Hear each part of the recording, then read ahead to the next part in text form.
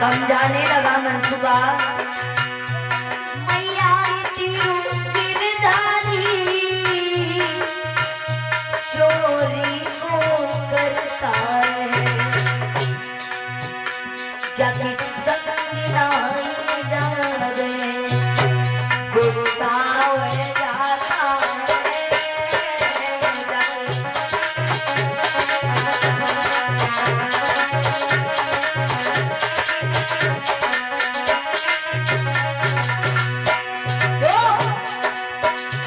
सखिया झुझलाती है,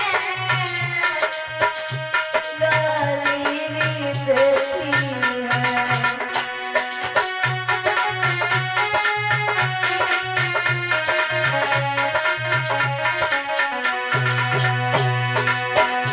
जब संग नहीं जावे गुस्सा हो जाता है।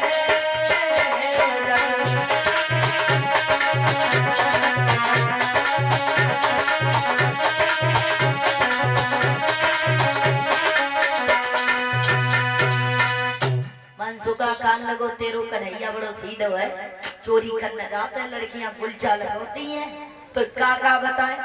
कन्हैया बोले ललाज कर ले बुराई बंदे है तासे। अब वहां से मनसुखा तो भाग गया, लेकिन इधर ये सोदा मैया काम काज में लग गई परीक्षित जी।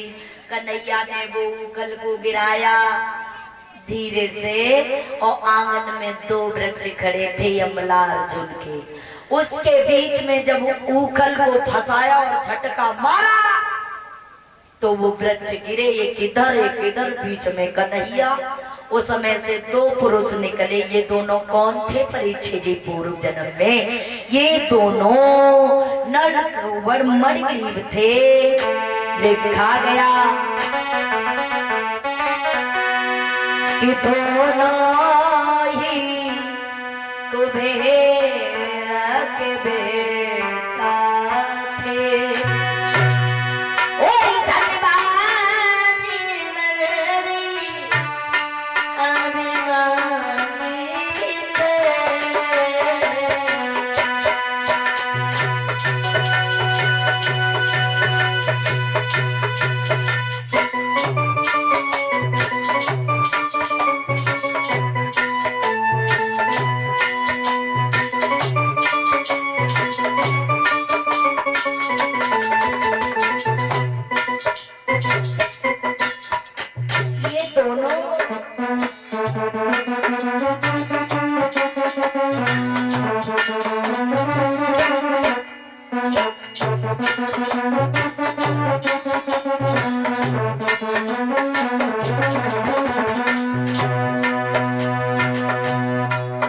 लिखा गया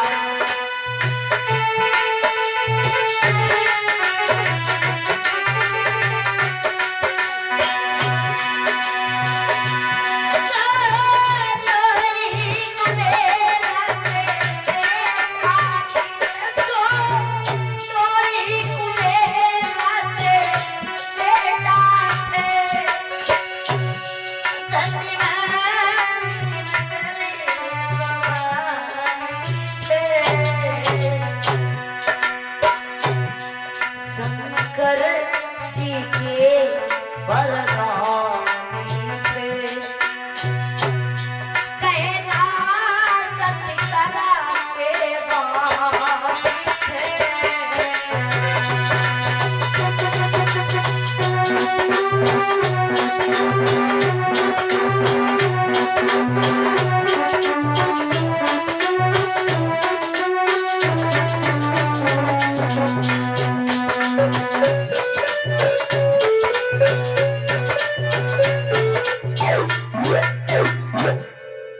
ये दोनों कुबेर के बेटा थे और परीक्षित जी पैसा वाले तो थे ही, कुबेर के पास सब खजाना था। शंकर जी के वरदानी थे, कैलाश पर्वत पे रहते थे, बहुत बड़े घमंडी थे। एक दिन इन दोनों ने परीक्षित जी शराब पी, दारू और बुद्धि में बहुत बड़ा बैर है। जब दारू अंदर होती है तो बुद्धि बाहर होती है। और जा गांव में तो कोई दारू रंगो नहीं जानते कैसी दारू को रंग होती है। हमें तो कोई पिए नजर नहीं आओ भैया।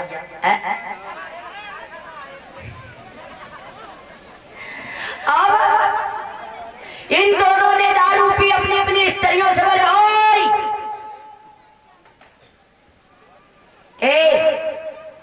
मेरी बात सुनो, अपने अपने कपड़ों को उतारो।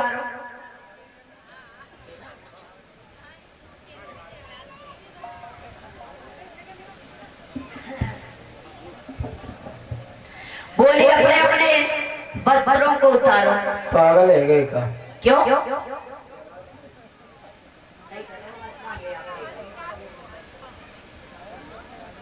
अपने अपने वस्त्रों को उतारो। हम वस्त्रों को उतारे? हाँ। तुम्हें शर्म नहीं लगी रही? क्यों? क्यों क्या? तुम्हारे सामने हम नंगे नहीं थे ना। ये हम कह रहे हैं तुमसे वस्त्रों को उतारो। हम तुमसे कह रहे हैं। लेकिन स्त्रियों ने बहुत मना किया, लेकिन इन दोनों घमंडियों ने क्या किया? दोनों बोले कि वस्त्र उतारो और मेरी प्यारी हम नंगे हुई के हाथ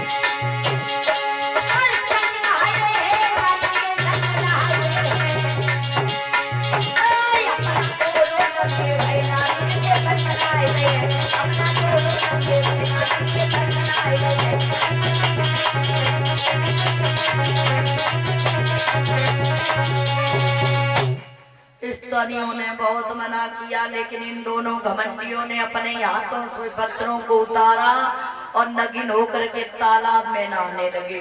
और जब नहाने तब तक देव ऋषि बाबा नारायण नारायण करते हुए चले आ रहे हैं। स्त्रियों ने देखा, अपने अपने पत्थरों को लिया,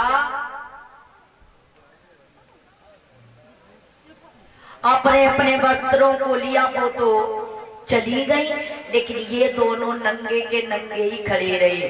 देव ऋषि बाबा नाथ बोले जाओ ओए, तुम दोनों घमंडियों ने मेरा अपमान किया, इसलिए मैं तुम्हें श्राप दे रहा हूँ। तुम वृक्ष जैसे खड़े हो, इसी वक्त वृक्ष बन जाओ। अब दोनों घमंडी वृक्ष की जब बात सुने तो परीक्षित जी नशा उतर गो तुरंत और पैरन पे गिर पड़े, कहने लगे प्रभु हमें माफ करते हो, हम पे बहुत बड़ी गलती हो गई। बोले देव ऋषि बाबा नाथ बोले देखिए, दो बातें कभी परीक्षित जी तीन बातें कभी नहीं लौट करके आती। एक जबान से निकली बात, एक बंदूक से निकली गोली, एक तरकस से निकला हुआ बाण, ये कभी वापस लौट करके नहीं आती है। जब दोनों घमंडी पैरों पे गिर पड़े और रो लगे, बोले प्रभु हमें क्षमा करते हो। तो बोले तुम वृक्ष जरूर बनोगे। बोले प्रभु मेरा कल्याण कब होगा? बोले कल्याण जब द्वापुर में भगवान कन्हैया बन के आएंगे, वही तुम्हारा कल्याण करेंगे। अब वहीं पे ये दोनों वृक्ष बन गए। अब वही भगवान कन्हैया ने उंगल को फंसाया, वृक्ष गिरे, उसमें से दो दैत्य निकले। भगवान को देख करके तो बहुत हंसने लगे, और जब बहुत हंसने लगे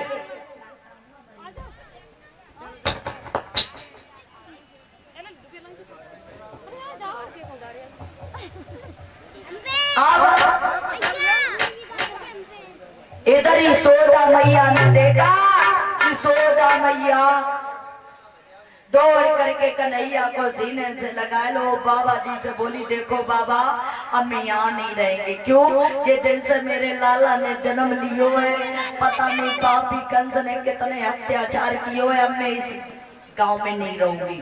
तो जो पहले तुलसी का वन था, परीक्षित जी, तुलसी का वन, उसमें एक नगरी बसाई गई जिसका नाम रखा गया वृंदावन। सभी लोग वृंदावन में रहने लगे हैं। यशोदा मैया ने एक दिन वृंदावन में भगवान के पैरों में पैजनियां बांध दी है, वो छम छम बाज रही है। जब छम छम बाज रही, लिखा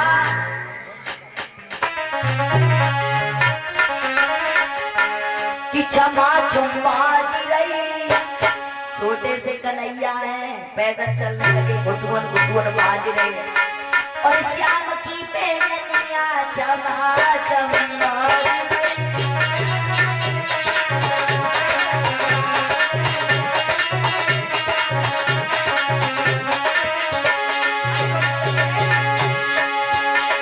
छमा छम बाज रही, श्याम की पैजनिया छमा छम बाज रही।